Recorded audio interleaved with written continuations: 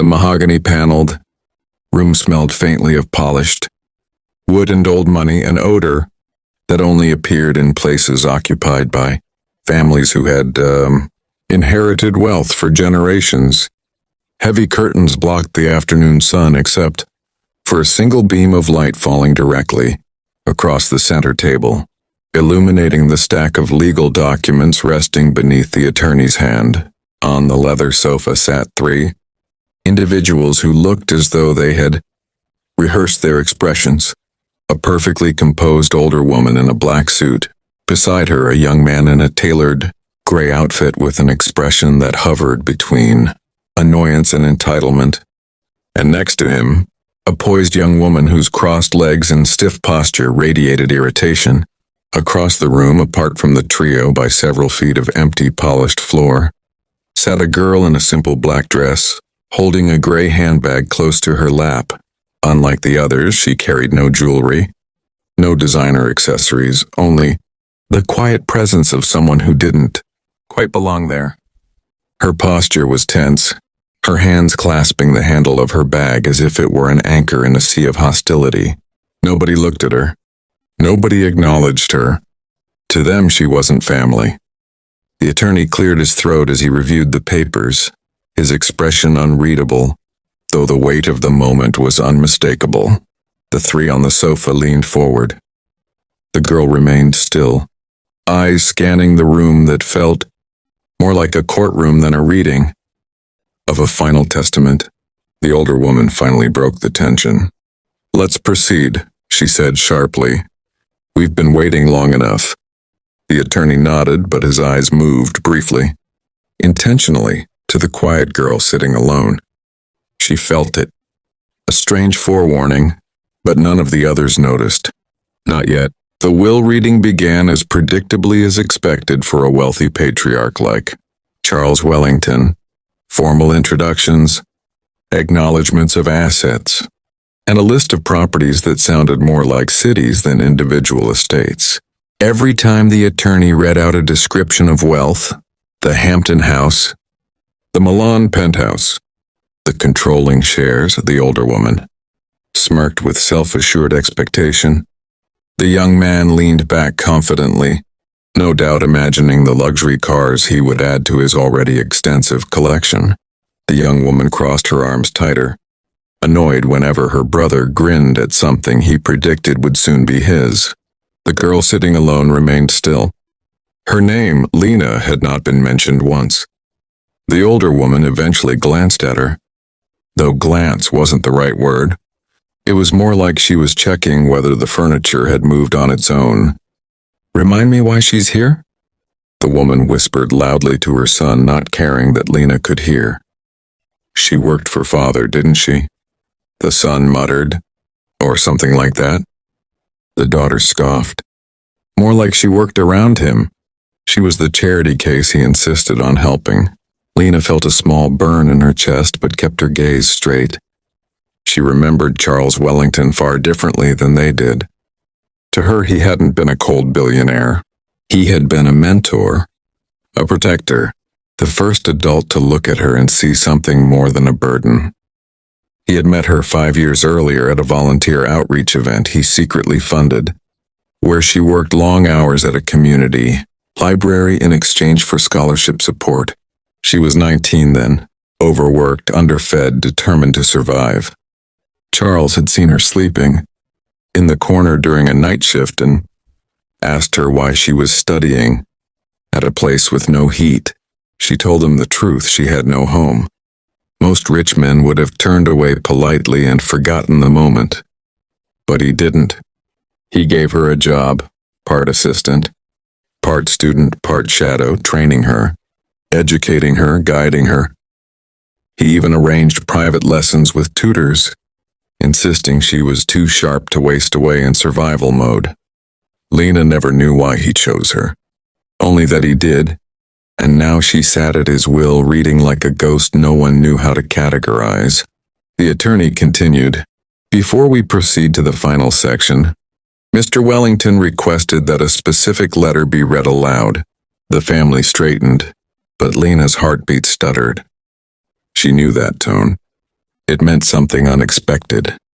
The attorney unfolded a separate sheet, one written in Charles's own handwriting. Everyone leaned forward. Lena froze. The attorney began reading the letter, his voice steady despite the room's sudden heaviness. To my family, whom I have loved in my own imperfect way. The older woman pursed her lips but remained quiet.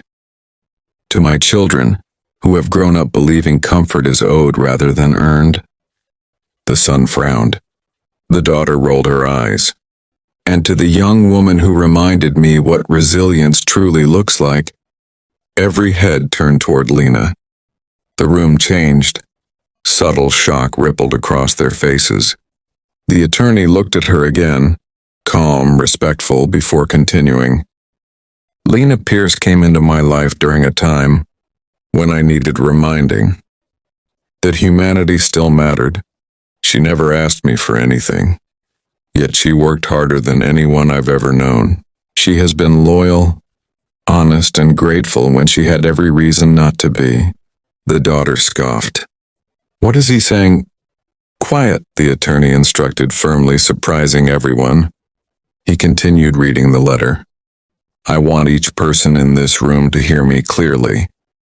Lena is as much my legacy as any of you. Not by blood, but by the impact she has had on my life. Lena's throat tightened. She covered her mouth with her hand.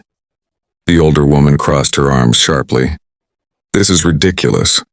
She's barely more than a stranger. But the attorney kept reading. Therefore, I leave the entirety of my personal estate, including all properties, financial assets, corporate shares, and investments to Miss Lena Pierce. Silence, not the normal kind. The suffocating, world-tilting kind. The attorney placed the letter down gently. These were Mr. Wellington's explicit instructions. The young man jumped to his feet. This is insane. She's nobody. The attorney's voice sharpened. She is the sole beneficiary. All of it goes to her. The daughter turned pale. The mother's face twisted with outrage, and Lena sat frozen, hands trembling around her handbag. She had expected maybe a gesture of gratitude, some small acknowledgement. But this? The fortune he built his entire life had just been handed to her. Everything. Her name, barely spoken in the house where he lived, now echoed in the room with the force of a bomb, and no one, not one person on that sofa, knew how to breathe anymore. The room erupted. You manipulated him, the daughter yelled. She must have tricked him, look at her. The son barked. She doesn't deserve a cent of it. The mother snapped. Their voices crashed over each other like a chaotic storm. But Lena didn't flinch. Instead, she stood, slowly, deliberately, like someone stepping out from the shadows after a lifetime of being pushed there. For 5 years, she said softly, that man treated me with more kindness than anyone in this room. The trio stared at her in disbelief, as if the quiet girl they'd ignored for the entire meeting had suddenly become a figure they were forced to confront. I never asked him for anything, Lena continued. I never even knew he wrote this. She gestured at the letter. But I did know him. I knew the version of him that wasn't afraid to admit he felt alone. The version who wanted to help people but didn't know how to help his own family. How dare you, the mother began. Lena didn't raise her voice, but her words cut through them. You never asked him who he was when no one was watching. I did. The attorney watched quietly, as did the room itself, as though the walls were listening. He didn't leave me everything because I'm special, Lena said. He did it because he believed people who fight for their future deserve a chance at it. The son scoffed. So now you're going to play saint? Lena shook her head. No, I'm going to honor what he believed in. And if any of you cared about him more than the money, you would too. The daughter stood but said nothing. Her face softened, not kindness, but the first hint of understanding that money wasn't magically returning to her hands. The attorney folded his documents. Mr. Wellington also instructed that each of you receive letters of your own. They're personal and private. He handed sealed envelopes to the mother, son, and daughter, each bearing their names in the same handwriting that had just changed Lena's life. Lena received nothing else, because she already had everything. The mother, still furious, muttered, "You won't get away with this. We'll contest it." "You can try," the attorney said sharply. "But you will lose." His wishes were clear, and with that he nodded respectfully to Lena. For the first time since she entered the room, Lena felt seen. She walked toward the door, her small handbag looking out of place against the magnitude of what she now owned. As she reached for the handle, she paused and looked back at the room filled with people who had ignored her presence until it became unavoidable.